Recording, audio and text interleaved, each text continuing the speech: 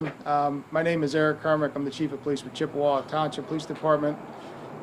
Just here to get some information out to the public and also clear up some miscommunications that may be out there about the incident. I have with us today Beaver County Coroner David Gaybauer and Trooper Pat Thomas, Pennsylvania State Police. The other day we received a call of a possible deceased female in our township just off of State Route 51. It was about 8 a.m. in the morning.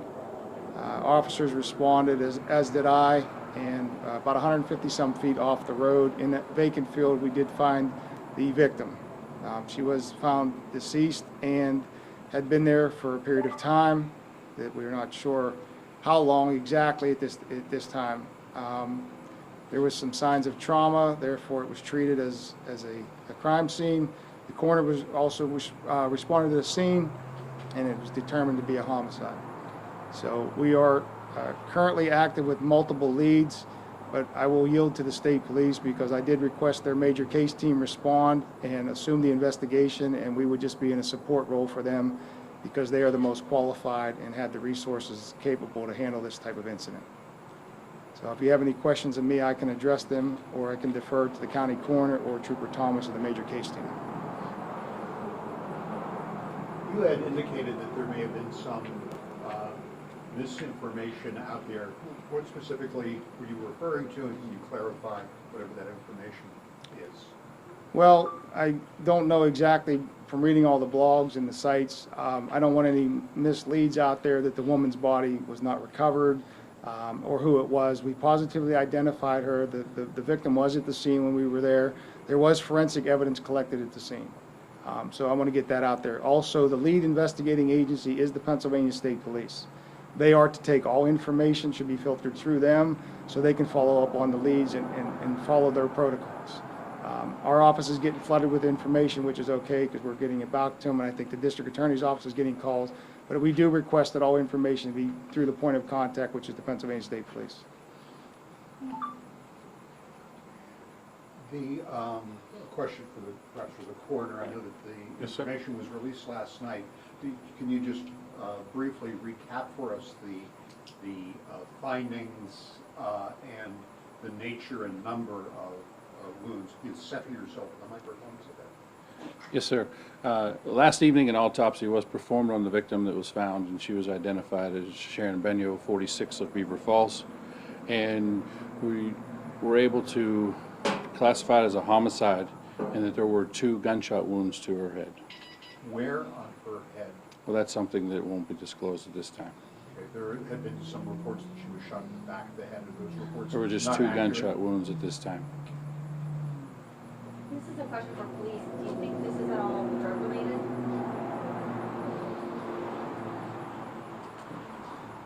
I don't think we're willing to comment as far as a motive at this point, or if it's drug related or not.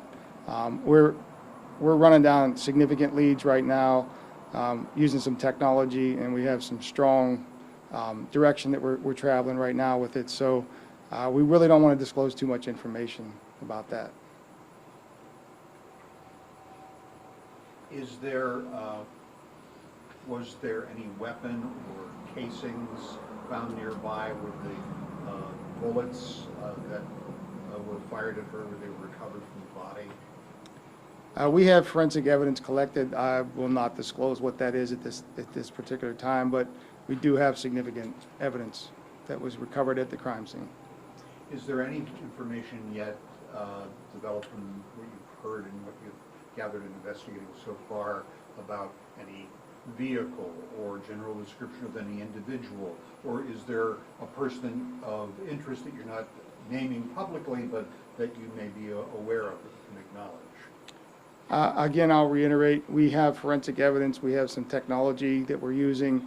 We do have viable leads. I'm not going to disclose them for investigative purposes, but we are working. They've been working around the clock with this case. They are on the proper path at this point, and we're hoping we can bring it to some type of arrest in the very near future. But I'm not willing to name a suspect. I'm not willing to tell you a person of interest, and I'm not going to give you the vehicle description just because it's so fresh in the investigation.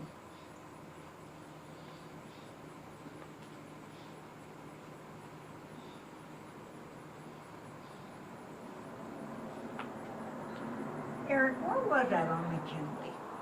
It was not on McKinley. It wasn't on McKinley. It was in the 2900 block of State Route 51 Constitution Boulevard, which is just north of the McKinley intersection in the vacant land over there where they were doing a housing development. Oh, down there past Walmart.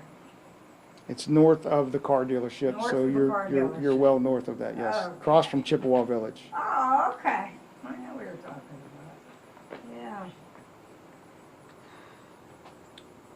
And we just want to reiterate,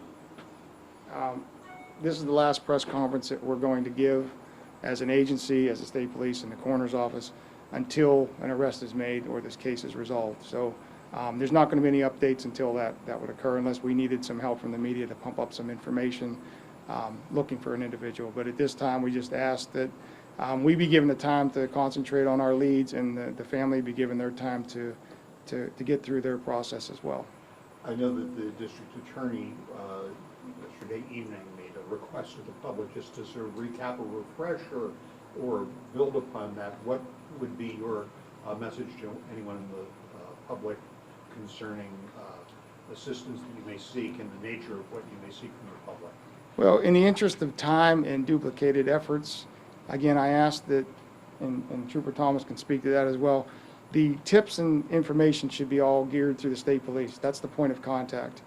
They have to have that information to funnel through what is they already know and what they don't know to save time, for one, and two, they know where they're at in the investigation. Other agencies don't. My officers have been directed the same. We're not following the leads. We're turning them over to the state police so they can digest and see how they want to proceed with it. I just think we're getting too many tips that we don't need and too many tips that are redundant as far as speculative information. We have strong leads, but if somebody's seen something, heard something, or is getting information from a friend or has an informant that wants to provide information, we just ask that they contact the state police. I think that's the best control point to avoid any wasted time or unnecessary efforts from law enforcement.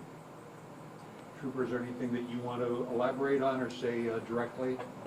No, just anything that anybody found suspicious out in that area over the weekend up to Wednesday, please call us. We'll track down every lead that we possibly can. That's all.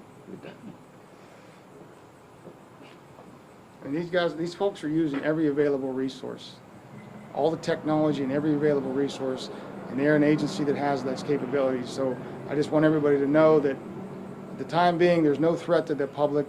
Chippewa is rendered safe at this point. There's no ongoing issues right now, other than we are participating in an active homicide investigation. So I'll leave it with that.